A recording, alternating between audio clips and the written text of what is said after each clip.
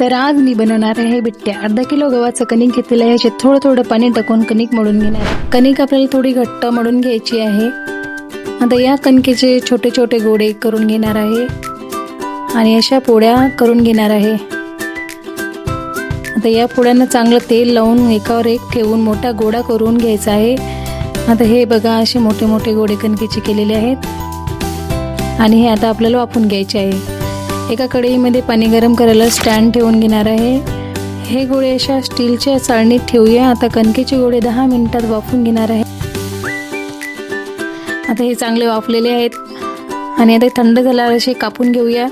तुम्ही बघू शकता कशा लेअर पडलेले आहेत. आता तेल चांगलं तापलेले आहे. मी गरम तेलात बिट्ट्या तळून घेते.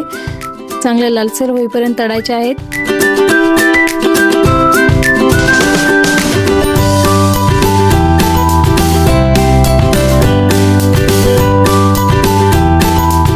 आता तुम्ही बघा, सगळ्या बिट्ट्या तळून झालेल्या आहेत.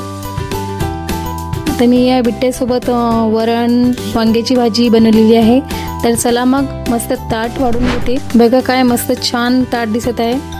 तर ही रेसिपी तुम्हाला कशी वाटली नक्की कमेंट करून सांगा.